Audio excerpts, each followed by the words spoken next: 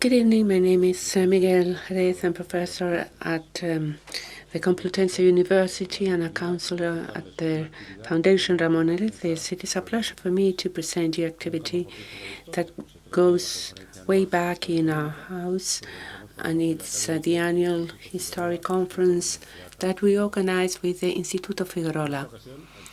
In this occasion, the title is Wars and Freedom, and it will be presented by Professor Saumitra Jha, a professor of political economics in Stanford University.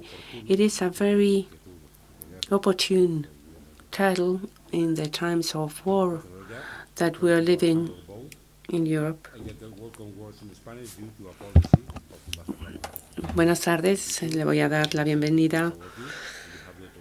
Ahora en inglés, lo hemos hecho en español. I don't want to take any time from this conference, so after thanking you for being here, I'm going to give the floor to Mr. Juan Carmona, who is professor of the University Carlos III and director of the Figuerola Institute, who will be introducing the speaker.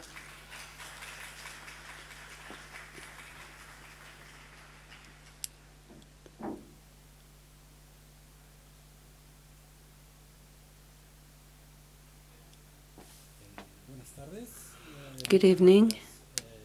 Thank you, Miguel, for your kind words, and thank you to the audience for being here.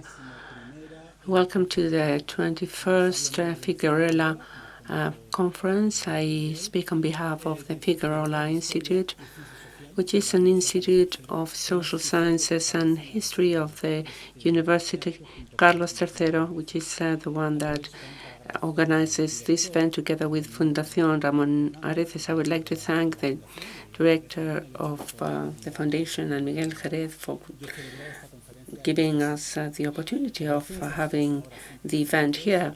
Our relationship has always been excellent, and we would like to continue having this link in the coming years.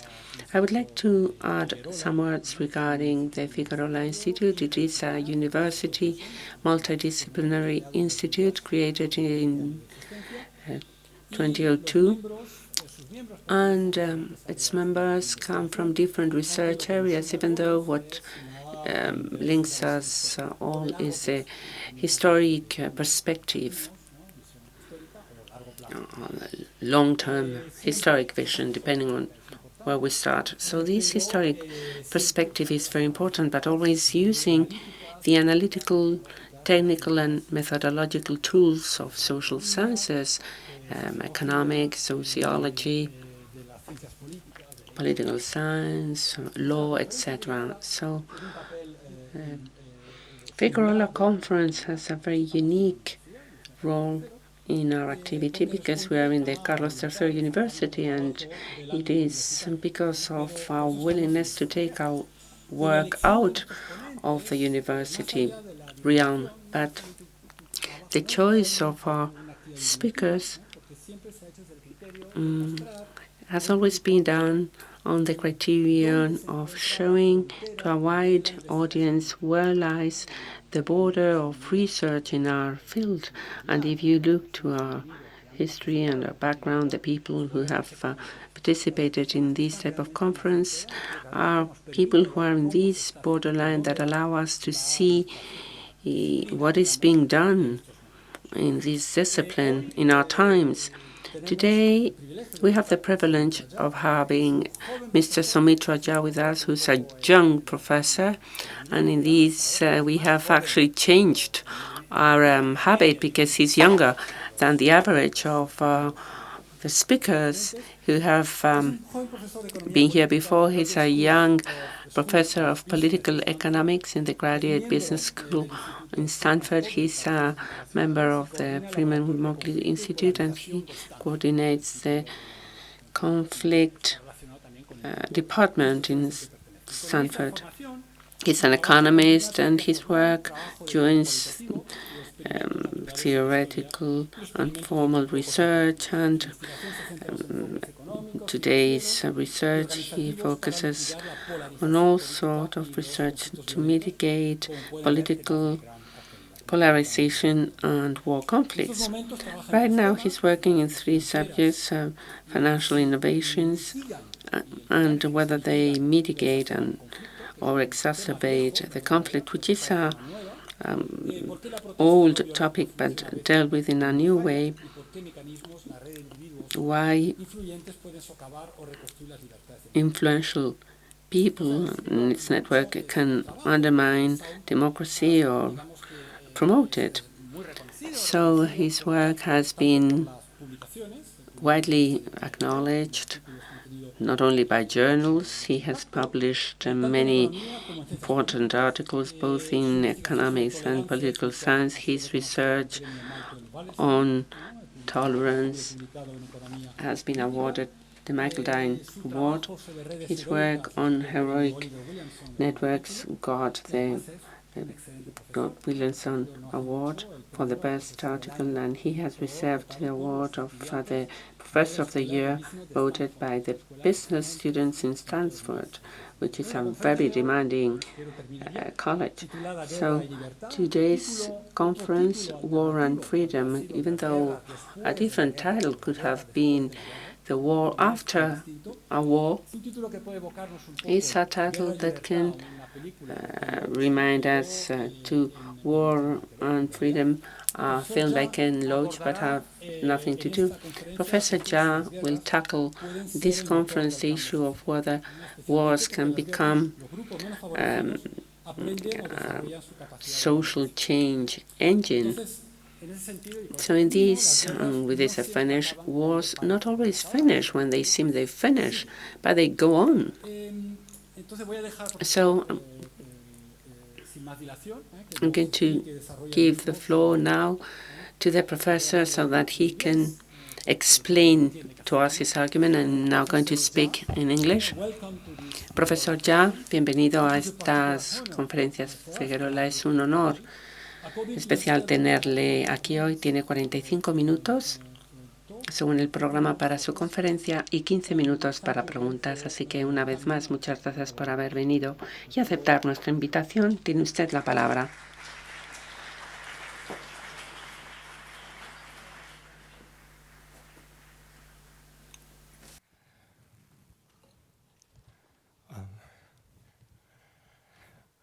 Thank you, Miguel. Thank you, Juan.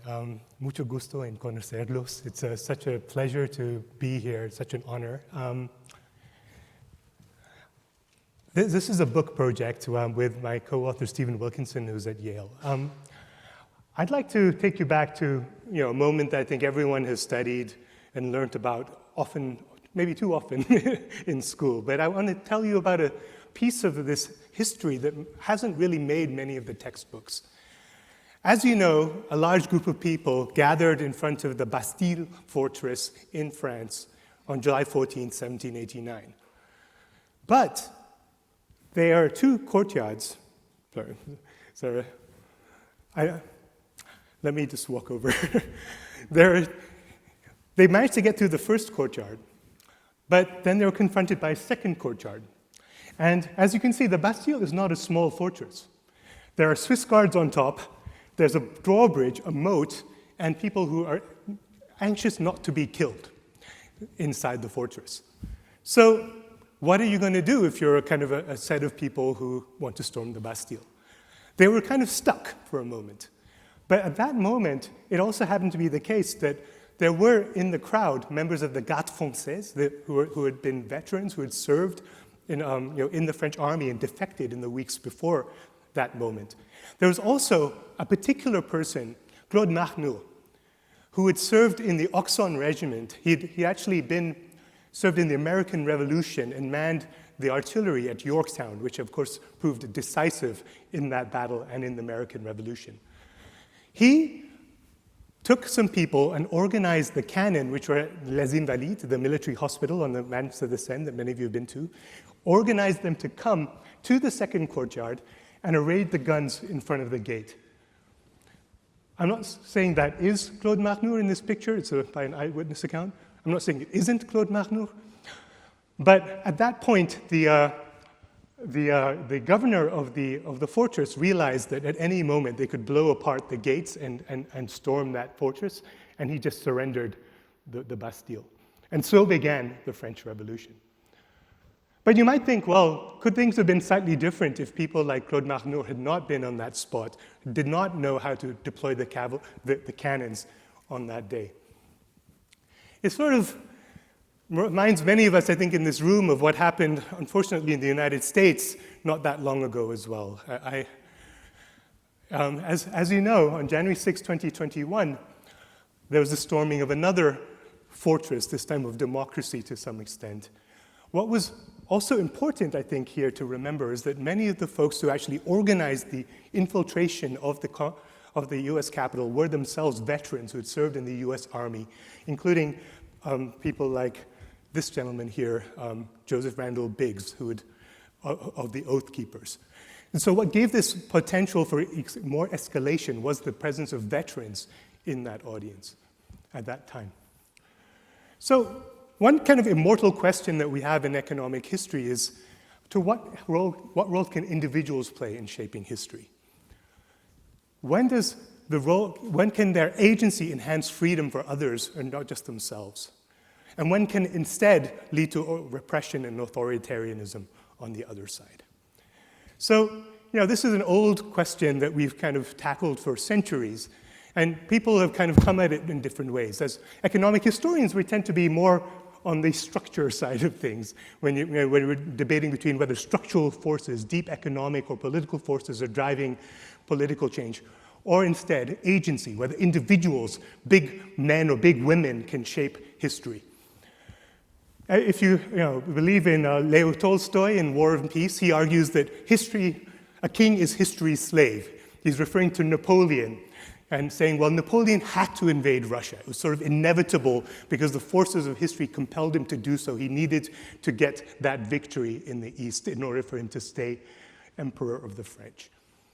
So maybe kind of the story is that not so much that Napoleon, here looking fairly glum at Borodino, was really the kind of major player in this, but maybe it's like the forces behind him are really pushing Napoleon to do what he had to do.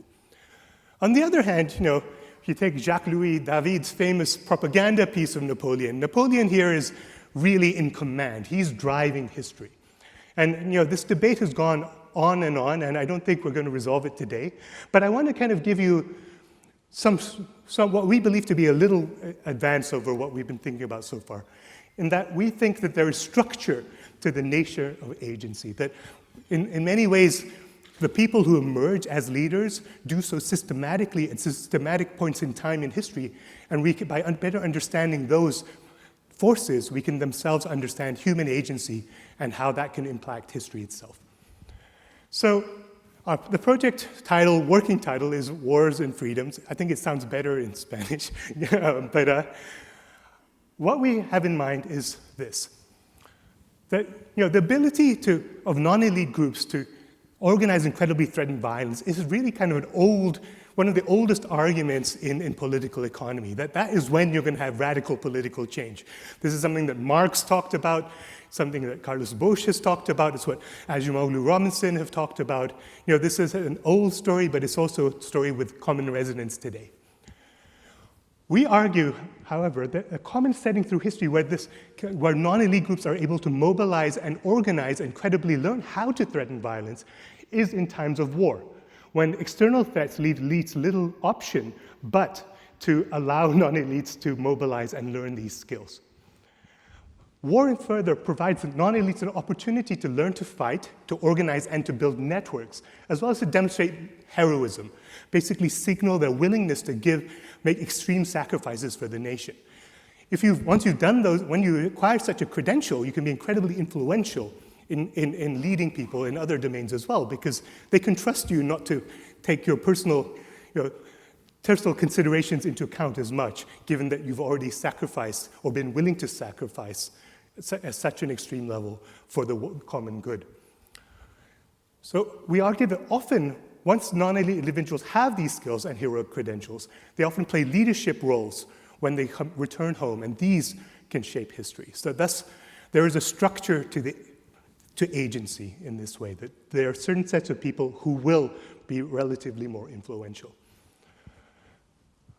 For kind of an aside, because this is the, this is our seminar, I'd like to point out that it's hard to measure causally these relationships.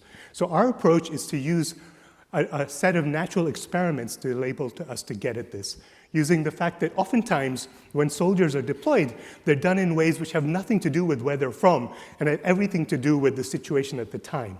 And so they get a shock to their ability to organize, which often comes back and gives them extra kind of benefits or heroic credentials when they return if they survive.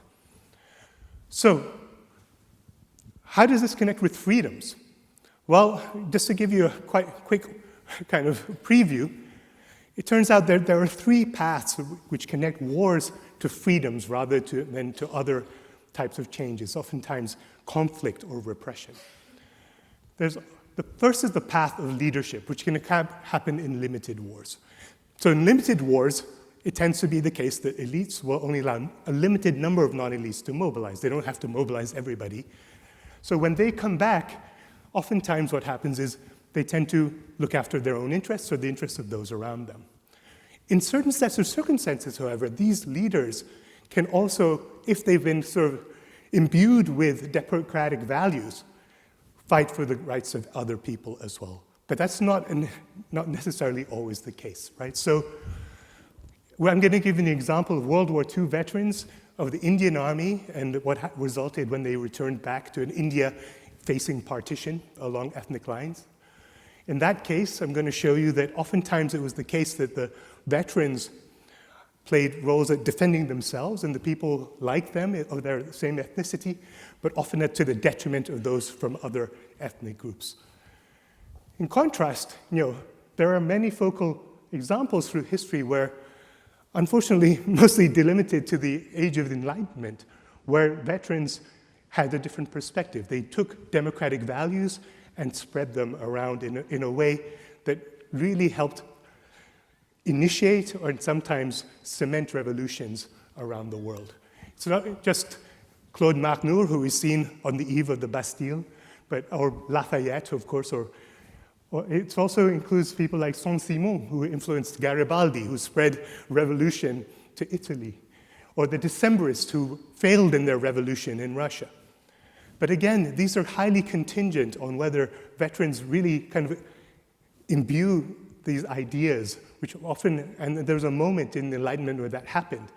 And it's unclear or unnecessarily obvious that this will happen always as well. A second approach that connects wars to freedoms is the path of revolution. And this is more of a kind of, for those of you kind of who've been following this literature, this is more in the vein of Acemoglu and Robinson's view of what happens in this, why there is democratization. If there's mass mobilization and an existential threat where you have to mobilize everybody, then instead of a localized, limited conflict leading to a caste of people with organizational capacity, you have a whole class of people who are now able to do so. So then elites may face the need to democratize or face revolution. And this does seem to be the case, on one hand, of the UK after the Napoleonic Wars, where, as I'm going to discuss, 300,000 Napoleonic War veterans returned to Britain and sought to push for suffrage for rights for all. It can also, on the other hand, if elites do not respond adequately, and you might be on the losing side of the war, lead to what happened in the Russian Revolution as well. A third path, which is actually the oldest path, is the path of state building. And this occurs when the wars are not only large, but they're also ongoing. They're not ending. And this is a situation where the fact that they don't end means that, ironically, that the elites can have the power to adapt over time. They can credibly commit to keep non-elites mobilized, and as a result, they can also begin to invest in ways which can mitigate the potential crises which might otherwise occur if they didn't have this possibility of time. However, it's not necessarily the case that people will then adapt by democratizing or spreading rights and freedoms. There are other ways to do this as well. You can build fiscal capacity, like the Colbert reforms in France. You can instead engage in military reforms, which reduce the need to mobilize by substituting capital, tanks, for labor, soldiers. Or as has been done in Venice, the Dutch Republic, arguably England, and I'll give you the example of Meiji Japan, you can try to bring in, basically bring the people on board through incremental political rights and the sharing of financial opportunities as well. So these blue kind of lines are, we argue, the three paths which connect wars to freedoms. And as you can see, oftentimes it doesn't happen. So we're going to kind of understand when it does, and potentially what are the lessons that these paths provide us for what's going to happen in terms of wars today. So just to kind of quickly go through kind of a very simple 2x2 framework. If you think about external wars on one dimension distinguished by their scale, going from a limited war on this side to existential war over there, and also distinguished by the decisiveness of war. A forever war, which is kind of ongoing, versus a decisive war where you know that there's not going to be another battle to be fought. Then we can begin to taxonomize what's going to happen and what are the paths that connect wars to freedoms. So, as we've argued, a limited war means that only a subset of people will learn these skills and come back. Most likely, and as we've seen in history, this tends to happen as well, and understandably, people will look after their own interests or those of people like them. So you will then tend to have, civil conflict in this environment. In an existential war, however, you're more likely to have class conflict.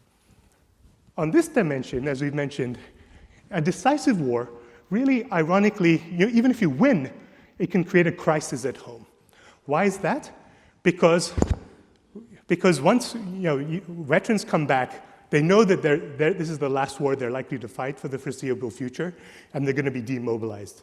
That means that they're strong enough to fight for rights today in a way that's not going to be the case in the future. So this credible commitment issue arises in a decisive war that it's not going to happen in the case of a forever war.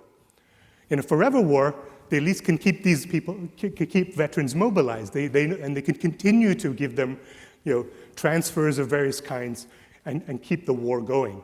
They can also adapt. In a decisive war, however, this, like the British soldiers after the Napoleonic War, this is the last war many of them were likely to fight for the foreseeable future. This was the time that they knew that they had to fight for rights because they were going to be weaker in the future if they did not, right?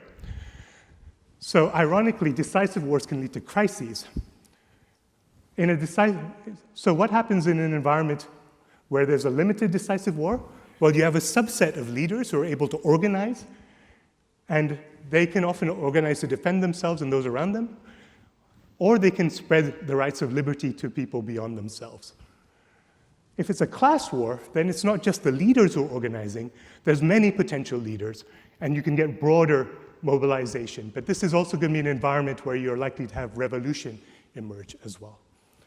In a forever war situation, if it's a forever war that's of limited duration, you get feudalism, essentially. You get a Praetorian group that's always given more benefits, or martial race, as was the case in many of the colonial armies.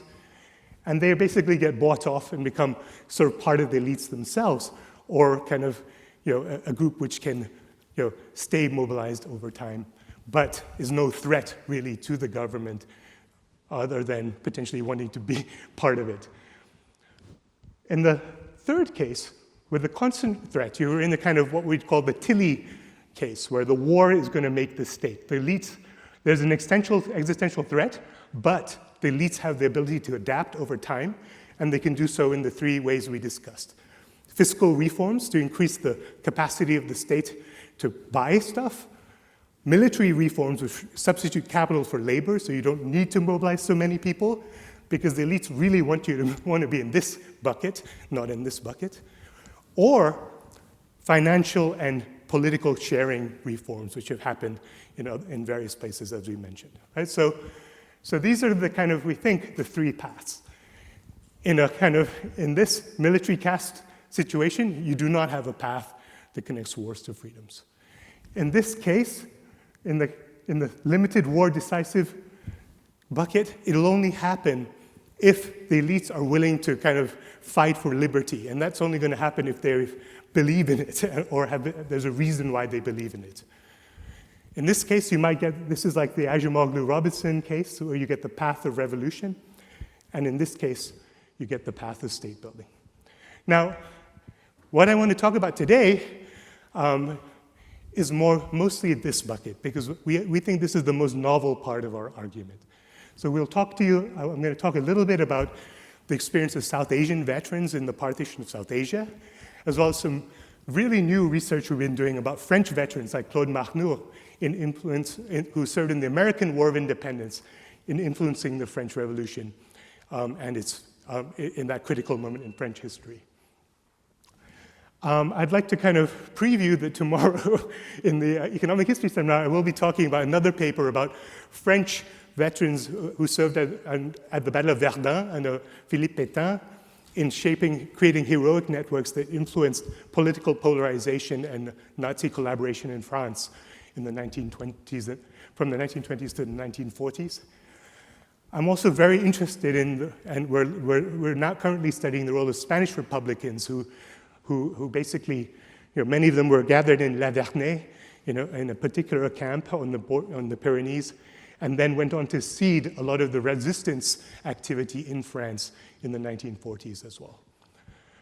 I will briefly touch on the role of UK Napoleonic War veterans in pushing for suffrage rights, and if I have time, I'll also talk a little bit about paths towards reconciling this using financial reforms, which have occurred in the UK, the US, and Japan.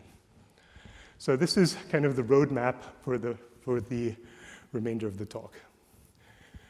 So let me talk quickly about the partition of South Asia. So it's quite a big deal for many of us who are from the subcontinent. 14.5 million people were displaced in a very short period of time. This is one of the largest forced migrations in world history. There's an estimated between 100,000 and 1 million killed in partition violence, and there's reasons why that data is so vague, because there are many different accounts of what happened.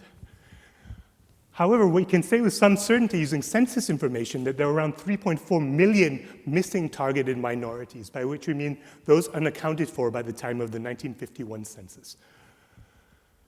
I also believe that it's true that the policymakers of the time really thought that this was a viable partitioning South Asia along religious lines into what would be India, Pakistan, and later Bangladesh was a viable political compromise. But they really underestimated the toll it would take on the people of the time. They also got it wrong about where the violence would happen. So the Field Marshal Claude Auchinleck, who was the commander-in-chief of the Indian Army in 1945, thought that the principal danger areas would happen in the United Provinces, Bihar, and Bengal. And if you look at the data on Hindu-Muslim riots in the period leading up to the war, these are exactly the places where you had more Hindu-Muslim violence. So he wasn't kind of inventing this out of the air. This was actually based on data. However, if you look at the pattern of ethnic cleansing which happened during the partition of South Asia, it's very clear that Auchinleck got it wrong.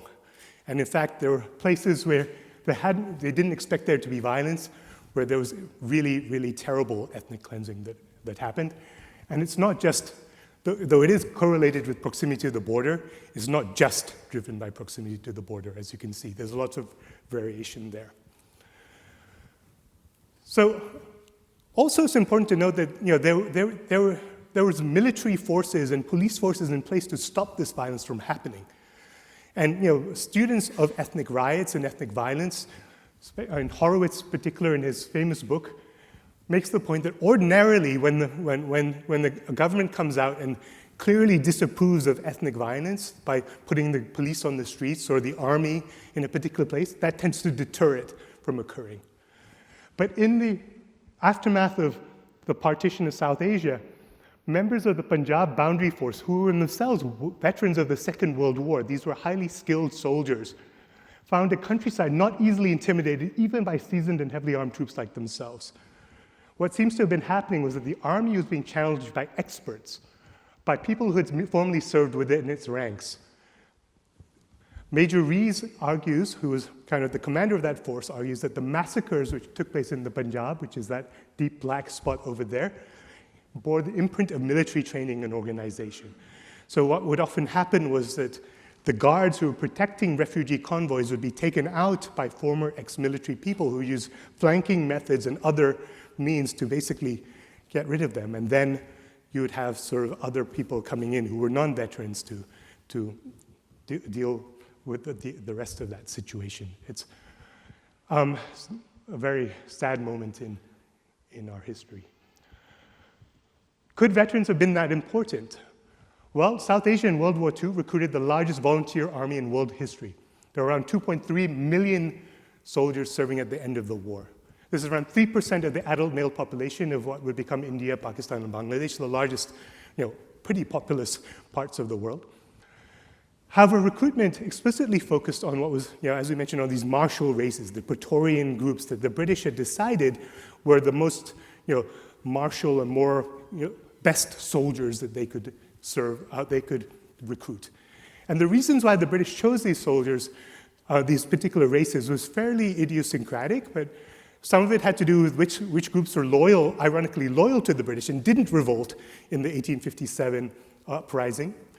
But there were also kind of pseudo-scientific ideas like head shape, like phrenology, whether you had bumps in various places, which people used to believe at that time, as well as British recruiters didn't trust vegetarians, so they didn't think vegetarians would be good soldiers. But in some districts, officers really, they had detailed caste handbooks which they used to recruit, and in some places they favored minorities from that district, religious minorities, and other places they favored members of the religious majority. And we were able to collect all that data on who they were recruiting in particular districts to understand who was likely to get the combat experience later when they went to war in the Second World War. I'm not going to say that this is random, but I'm going to say it's predetermined from the perspective of the Second World War and its aftermath, the partition. It's also the case that though the British were very careful about who they recruited, once you're in the Indian Army, they basically assigned you according to, they trained the soldiers and they assigned them in a way which had very little to do with the home districts or where the soldiers came from. So if you look at the transfer and substitution patterns of infantry battalions to combat brigades and divisions in the Second World War, they had very little to do with ethnicity. In fact, there was no mention of ethnicity at all except for two exceptions, and these were Gurkha troops who were from Nepal, and therefore not even from the Indian subcontinent, which is part of our data. Instead, there was special emphasis that the units be interchangeable and fit for war, because if you try to kind of have very specialized units with different types of things, when it became a logistical nightmare. All infantry battalions received the same weapons for that reason, and it was really designed for them to be able to be deployed in different places at different times, and you can see this in the data. For example, what we did was we followed every regiment's battle history in the Second World War, and we also know where they recruited from. So this is a single regiment, and the 6 different battalions of the 1st Punjab Regiment. So the 3rd Battalion of the 1st Punjab Regiment was recruited, it was deployed in September 1940. It was part of the force that went to East Africa, fought in Ethiopia to put Haile Selassie back on the throne after fighting with the Italian army. It fought against Rommel in North Africa in 1941, fought in Sicily, fought at the Battle of in Italy against Kesselring's Winter Line, and basically fought a remarkable 21 months in a frontline role in the Second World War. The 5th Battalion of the same regiment, the 1st Punjab, was about to be deployed to fight against the Germans in Africa, but instead Japan abruptly entered the war in December 1941, and instead they had to fight in Burma, where they spent most of the war, as you can see. The 6th Battalion also was about to be deployed to fight in East Africa, but when Japan entered the war, they were sent to Singapore, and they were part of the biggest surrender of Commonwealth arms in history, spending only 1 month in a combat role. So as you can see, even within the same regiment, there's a lot of variation in where battalions were sent to and what their experience was in the Second World War. And we can use this as a natural experiment to see to what extent combat experience gained through these exogenous types of shocks impacts political behavior when they return home to a country which is being partitioned on ethnic lines. And people believe that changing the facts on the ground can really influence which country you would belong to in the future. And so if you take the average combat months that troops from a particular place were raised, it does fit the pattern of ethnic cleansing much more closely than what was believed beforehand in terms of the riots and other types of characteristics. However, it really depended on who got the combat experience. So when the minority groups got the combat experience, you actually got less violent ethnic cleansing. And I'll give you one example of this. So this is the district of Lyalpur, which is now in Pakistan. It was 62.9% Muslim, but you can see it's quite close to the border. And people didn't know where that border would be in 1947. So at the same time, however, the members of the religious minority, the Sikh community, were the ones that the British thought were martial in this district. And in World War II, the troops from that Sikh community happened to receive 4.14 months in combat on average, which puts them in the 90th percentile of troops in the Indian Army. So people at the time were actually struck by how, in the run-up to partition, how successful they were by organizing themselves for defense. So this is a quote from the Police Intelligence Abstract, talking about how the ex-military troops people are being used to organize self-defense groups in this district. And in fact, unlike other districts around it, there's very little violence in Lyalpur in the run-up to partition, despite there being extensive ethnic cleansing elsewhere. However, when they discovered that the border was here rather than over there, they realized that it was going to be better for them collectively to move to what would become India. And in fact, they were able to mobilize more than 40,000 to 60,000 people in columns, marching about 20 miles a day. As we were talking about earlier, I'm sure many of you have been with me in walking along the Camino de Santiago. 20 miles a day is a long walk, and it's a long walk with your worldly possessions in particular. But they were able to organize people to do this in a way that, every night they had camped where there was water. They had soldiers defending on the flanks, horsemen scouting around, and they were able to keep, you can see that the logistic feat of moving people is something that armies are good at, and this is exactly what the soldiers were able to do in the partition of South Asia. In fact, the person who organized them he organized it so they flowed into a particular part of India, which gained a Sikh majority for the first time in history, and he later became a minister, which partitioned that province from the country and created a different state. But the bottom line from that paper was that the ethnic cleansing in the partition was worse in districts where veteran ethnic majorities faced large ethnic minorities that lacked veteran leadership.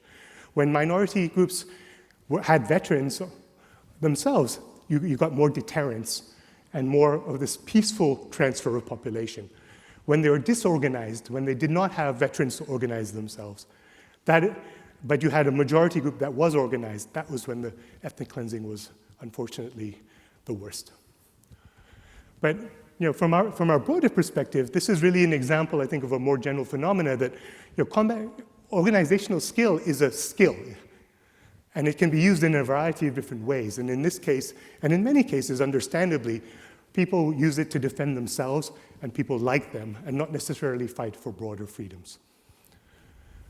So let's go back to 1789.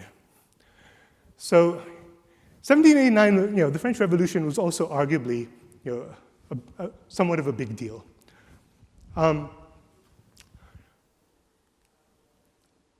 We again have another natural experiment to figure out what was the role of veterans in this battle, in this revolution. And that comes from the fact that the French, as you know, sent an expeditionary force to fight in the American War of Independence. There were two expeditionary forces. One was commanded by D'Estaing, and the other was commanded by the Comte de Rochambeau. The Comte de Rochambeau's force was the major force, around more than 7,000 people. And what was useful about it from our perspective was there was a natural experiment to be had to measure what happened to these soldiers in America as well. This is because in that moment when France declares war on Britain to support the American Revolution, they are mobilizing on the coast of Brittany, and it's possible that they will launch a direct invasion of the United Kingdom, of the home islands of the United Kingdom. So the French army is on the coast of Brittany. Of course, Britain and France are fighting world wars throughout, in India, in the West Indies as well during this period as well. At the time when Rochambeau's force is departing to Newport, Rhode Island, however, some of the transports didn't show up. And so they left behind two of the regiments that were meant to go with them, the Neustrie and the Anhalt regiments. They were meant to go in a second division along with some other regiments, but then the British began blockading the Brest port, and that prevented them from sailing at all. So what we did is we gathered individual information, not only on the soldiers who went and fought in the American Revolution, but also the soldiers that got left behind on the coasts of Brittany. And we can compare what happens in the home bailliages, the home jurisdictions of those two different sets of people. What did they learn? Well, Rochambeau's force fought between 1780 and 1783, and they campaigned with revolutionary forces all the way from Newport to Yorktown. And as I mentioned, French artillery and French infantry were decisive in that outcome. As an American, naturalized American, we don't talk about the French involvement quite as much as we should. But, so I'm admitting into it here. But when they came back, and most of them did, they came back to a France itself in revolution. They just fought alongside a bunch of people who were fighting to get rid of their own king, and they returned home to an absolute monarchy in a fiscal crisis. So what we do by doing this comparison is first we check if it is indeed the case that the regiments that were selected for service, who were sent with Rochambeau's force, are similar to the rest of the French army, and in particular similar to the Neustrie and Anhalt regiments that should have been sent, but were not. And we find that there's no evidence that regiments were selected for military service in America based on their heights, which we have data on, fairly detailed, the age or other factors. However, once they came back to France, these soldiers really, not just Claude Marnour, but others are like him, mobilized in very different ways to the common soldier in the French army. Among ex-army officers, American veterans were more likely to support the constitutional phase of the revolution. And bailliages, these jurisdictions which had a greater share of American veterans of all ranks among recruits, had more peasant rebellions in the Winter of Discontent in 1789-90, which of course was a crucial moment of discontent in France, but not before. There also, as you know, around the time of 1789, Louis XVI basically sends out a request from every bailliage, every jurisdiction, to ask them what they were worried about, what was concerning them. So there was a gathering of what was called the Cahier des doléances, basically the list of grievances from every bailliage. And Beatrice Hislop, who was a prominent historian, coded these to see which ones reflected the most democratic types of grievance. So what we find is the bailliages which had American veterans were much more likely to submit third estate cahiers that really demonstrated a commitment to democratic ideas in particular. This is not the case for those who were in the Neustrie or Anhalt regiments or in the French army more generally. These were, and if anything, they tended to not have these types of concerns. Furthermore, we have data on political clubs, including clubs for the Jacobin society, and we find that these also emerge with more prevalence from 1790 in these American veteran bailliages. So, just to give you kind of a sense qualitatively, within the army itself, it was the case that even the French army, when it came back from America, some of those troops stayed in the army, others basically left the army. But the American returned Bourbonnais regiment right, was the only one of 8 on the moment of the French Revolution that remained loyal to the revolution. All 7 others basically disbanded or went over basically to immigrate because they did not agree with the principles of the revolution. Furthermore, summarizing this, Scott, in his book From Yorktown to Valmy, argues that unlike most of the forces, the American units retained perfect order, not only during the immediate crisis, but also in the following weeks and months. And Rochambeau's old regiments generally remained the both best disciplined in the French army until 1792. Of course, this is a moment when France is facing invasion from a lot of the rest, from Austria in particular. And so these were arguably the forces that kept and saved the revolution. It's also the case that the officers themselves seem to be impacted by this. So Stevens argues that after service side by side with the American colonists, the officers were fighting to overthrow the authority of a king. They lost respect for their own monarch and returned to France with very advanced ideas as to the obedience that they owed him. In fact, if you look at the roster of officers, and we gathered as much information as we could on the officers, it does seem to be the case that they played important roles in 1789 to 1791. Sorry. I really like this picture. This is Alexandre de Beauharnais. He's Emperor Josephine's first husband. He reminds me a lot of Liam Neeson, if you've seen the Taken movies. He always says he has a certain set of skills. So similarly, the veterans seem to have had a certain set of skills which made them quite prominent. Around 5 out of 20 members of the Military Committee of Revolution had been American veterans. 3 future marshals of France who basically fought critical battles were among them too. And there was a commissioning of American NCO veterans in 1791 as well. What we did to quantify this further, sorry, looking for my water, is we took the dictionary of all the officers who existed in the Royal Army of France. Unfortunately, it's only published up to surnames A through O. So if there's P through Z, then we don't know what happened to them yet. But what we did was we then classified when they abandoned the French army, and when they defected, when they immigrated, or if they stayed loyal to the French Revolutionary Army. And as you can see, the green line are officers who did not serve in the American forces, and the red line are the ones who did. And this is the probability that they're still in the army at any given year. So in 1789, everyone's there.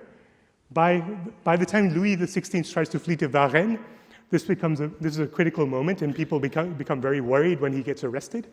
But even then, the American veterans are more likely to stay in the French army, and they continue to do so in succeeding years. So it does seem to be the case that they stayed loyal to the revolution for longer than the other officers.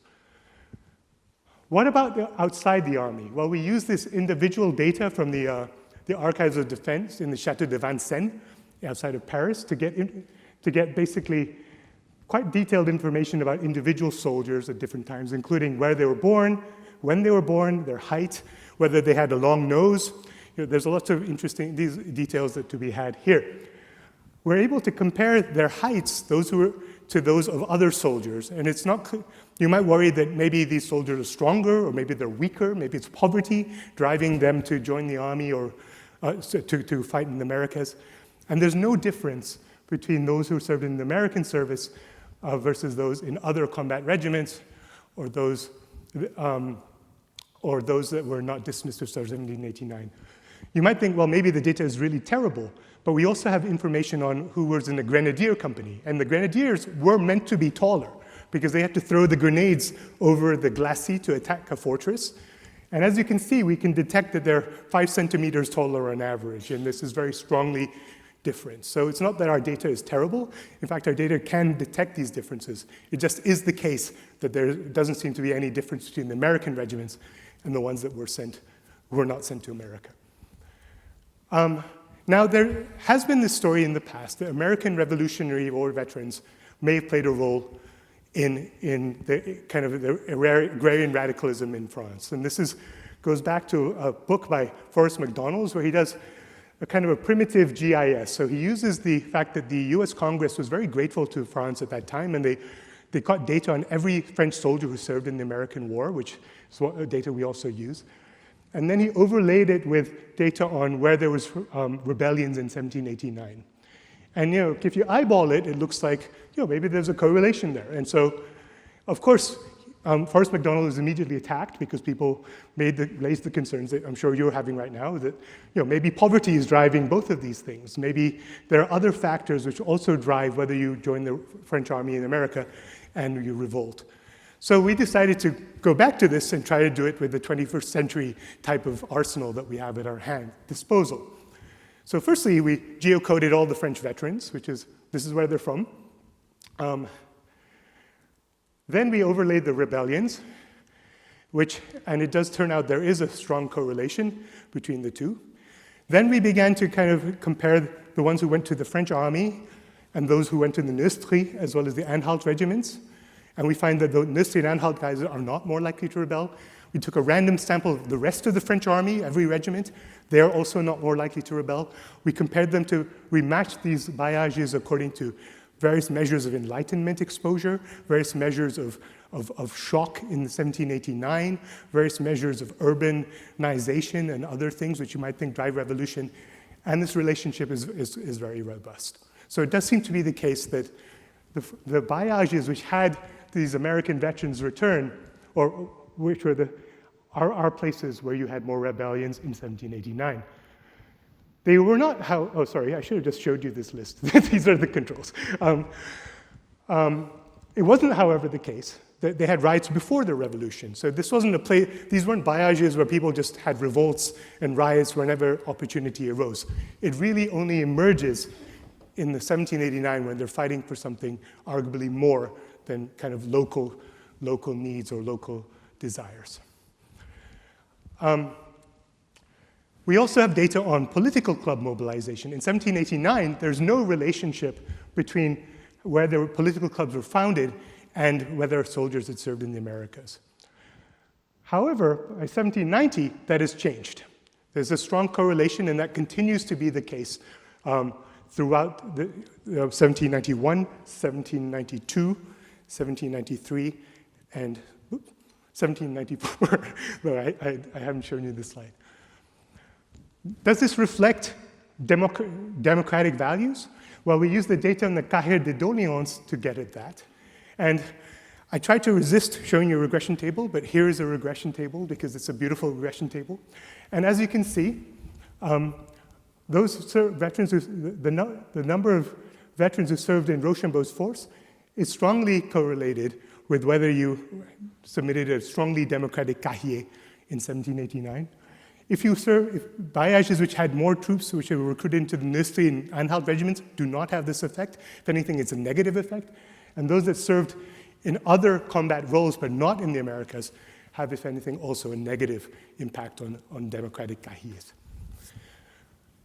Well, what about when they get to Paris? Because the États Généraux is gathered. We gathered data on every single member who sat in the États Généraux, and we classified whether they were American war veterans or served in other combat roles, as well as other aspects of their history.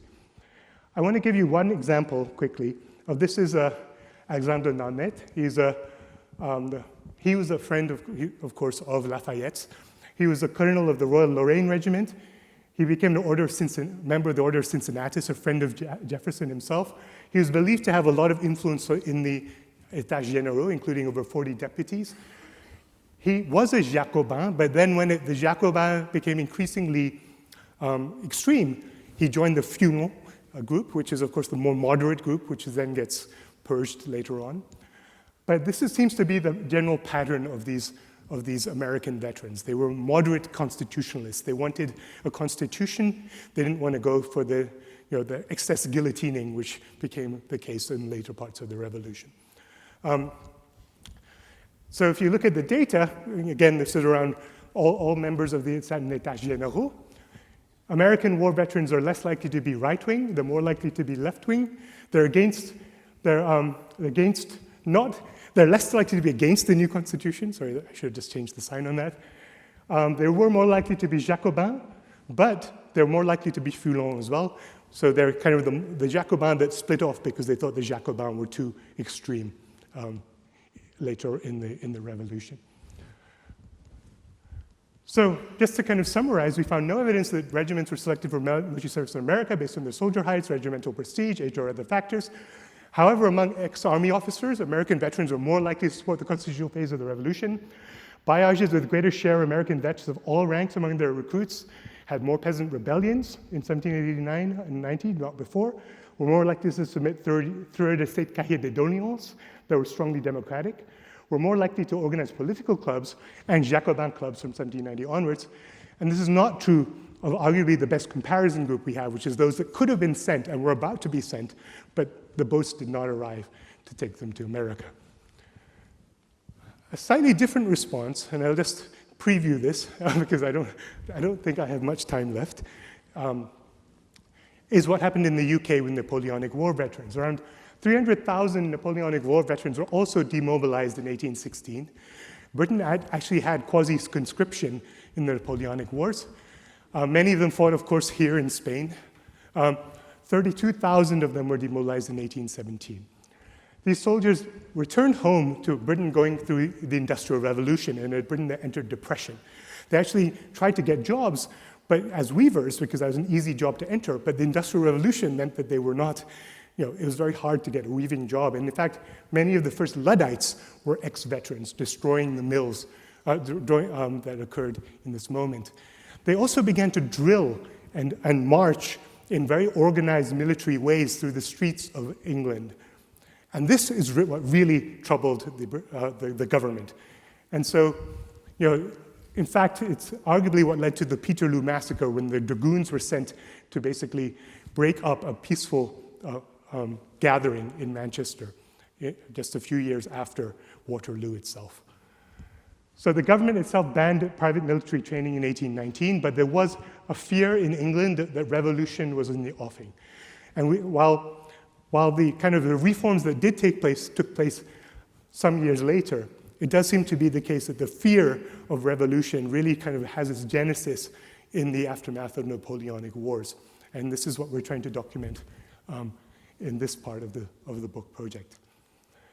So we've talked a lot about the leadership path. We've talked a little bit about the path of revolution. How much time do I have left? 0? No time. So I also also very interested in how you can resolve this using financial means. And so, basically I've written a series of papers looking at how in Britain, the introduction of financial shares basically brought together new groups in a way that led to representative government in England. In the US, how they used Alexander Hamilton's reforms was designed to bring the veterans on board with the financialization of the United States in its early years, and how in Japan they literally took the opportunity, the samurai, and they took their rights obligations, and instead they gave them bonds and made them into bankers in a way that really made the samurai more likely to be investors in local silk merchants and cotton merchants than revolting and fighting for their ethnic rights and privileges. We also did field experiments in Israel and around the Brexit referendum in the UK, where we found just giving people small amounts of shares could help them really learn and focus on the gains to the economy rather than things that divide people in those communities, and really in such a way that they became more supportive of peace and in the Brexit referendum case, more supportive of staying in the European Union. As a British citizen, I wish that that outcome had been somewhat different as well. So just to summarize, the ability of non-elites to organize incredibly threatened violence has long been seen as an important driver of radical political change, including democratization and revolution. We argue a common setting through history where this happens in times of war, when external threats leave elites little choice but to mobilize non-elites. And war provides them non-elites an opportunity to learn to fight, to organize, and to build networks, as well as to demonstrate heroism. Once non-elites have these skills and heroic credentials, they can play leadership roles that return home and that shape history. And I will stop there because I appreciate your patience as I have talked. Thank you very much.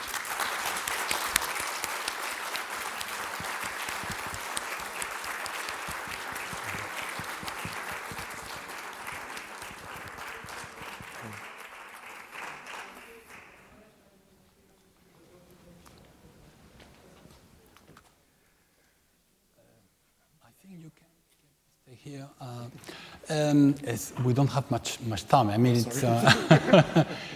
Parece que no tenemos tiempo. Profesor Jha, por magnífica conferencia. Thank you very much, Professor Jha, for your excellent expose. And we have like 10 minutes for a Q&A. Fernando Sánchez.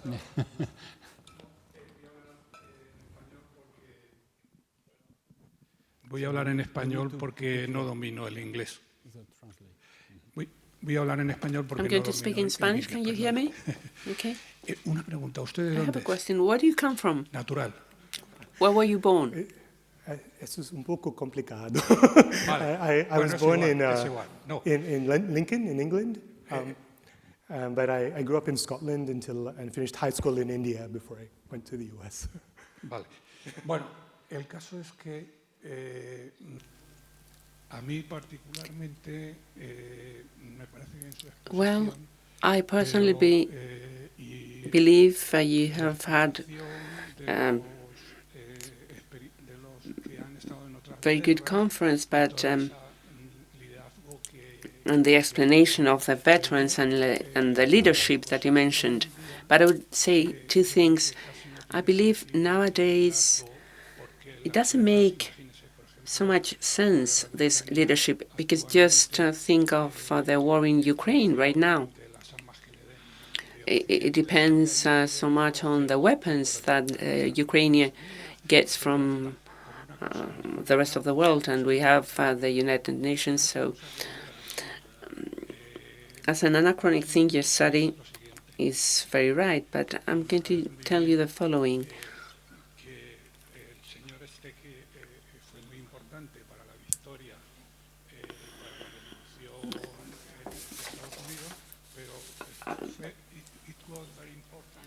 Mr. Claude Monod.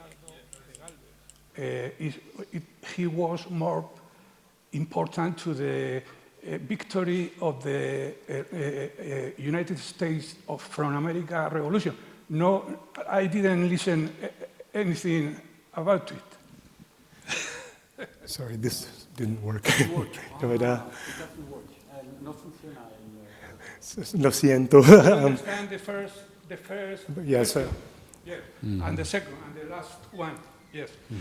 So, well, the impossibility, the impossible to do the revolution, because today the power is in the technology, power technology from Occidente, United States, is the it's no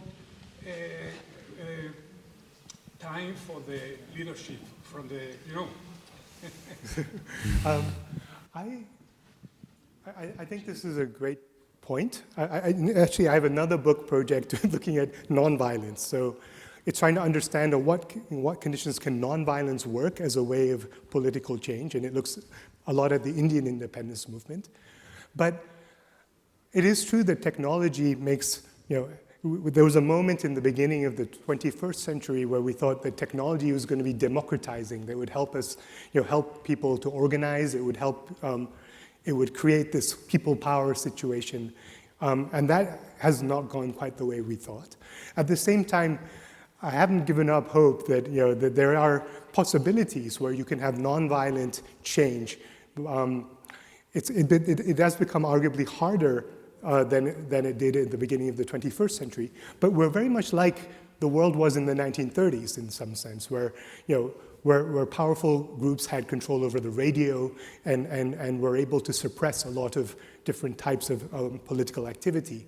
But even then, in the 1930s, it was, you did have nonviolent mass movements which were quite successful, including in India in 1930 to 1933. So part of that project is to understand why the Indian movement was successful and how it brought a large number of people together despite the difficulties of doing so. So I do believe it's possible. And you're right that I need to learn more about the gentleman you mentioned in the American Revolution, so I'd love to hear more about him.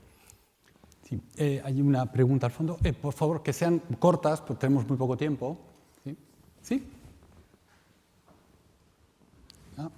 In support of the gentleman who was speaking right now about Spain and the contribution of Spain to the American Revolution, I think we was trying to point out something extremely interesting about the fact that Spain had its own revolution, 1812. I mean, it's not exactly a revolution in conventional terms, but the structural change here in terms of freedom was, I would say, quite remarkable. So what I was trying to explain to you, what he was trying to say to you, the Spanish garrisons and the Spanish financial contribution to the French Revolution was quite intense, much more intense than the French one. The Bank of Spain was founded because of that, right? Banco de San Carlos and the Las Damas de La Habana.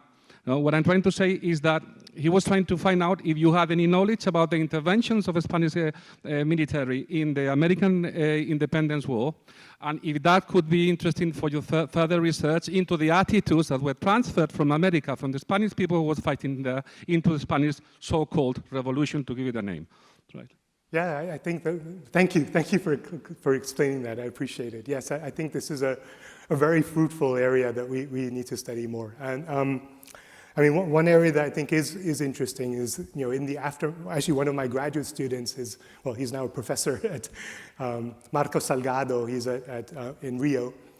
He's been studying the kind of the divisions in Spain in that period, because there were the afrancescados on one hand and the kind of patriots who supported the monarchy of Spain on the other hand. And they were, trying to understand how they both mobilized during that period in that war, in the Napoleonic War, and how they came together after the war, because there were so many strong identities. Literally brothers were on either side of this debate.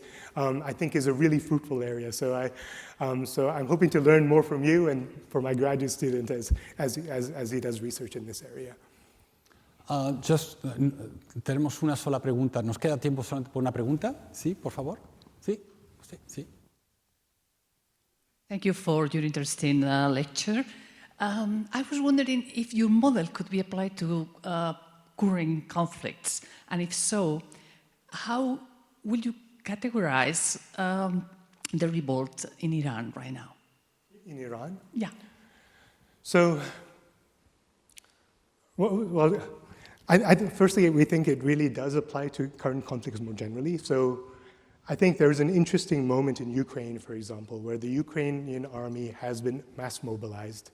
They're also inviting people to fight in Ukraine in a way like people came to Spain in the 1930s from all over the world to fight. And this is going to have implications for those folks when they come back to their countries, like the Spanish international brigades did have major impacts elsewhere in the world. It'll also have impact, I think, the Ukrainian army, I think, is a cross-cutting army that's fighting for democracy. And in that sense, I think it's going to be actually, it's going to help re-entrench democracy in Ukraine, which is in a way what wasn't necessarily clear even a year or two ago. People were concerned about the state of democracy in Ukraine. I think in Russia, Vladimir Putin is very concerned not to recruit people from Moscow and St. Petersburg insofar as he can, because I think he's aware of the fact that this could lead to destabilization of his regime, particularly given how badly the war is going. Iran is really kind of, as I understand it, it's more of a peaceful movement at the moment. And Iran, of course, has been involved in a lot of wars, but it's been a while that they've been kind of in a major conflict like they had in Iraq. So I think more, the nonviolent part of my research has more to say about Iran, and I think what's critical there is where you're having the protest, right? So, I live near in San Francisco, and we like to protest. We protest for all kinds of things, but no one really is interested in San Franciscans protesting because we're not pivotal in any elections. We're not really, we're kind of, Californian politicians care, but no one else does in the United States. Whereas in Iran, if something happens in Tehran, that's going to be very different than if it happens elsewhere. And I think, if it's the case that you see that the armed forces are not responding as viscerally as they have been in the past, that there are people in the armed forces who are basically sympathetic with the movement, that is when there's going to be a potential for change. Now, I don't know if that's going to happen or not, but that's the fact that it's happening in the major cities, I think does present a possibility, which hasn't been the case in Iran for quite some time. I hope that helps. Okay, so, bueno, muchas gracias, Well, profesor thank you very Jha. much. Thank you very much.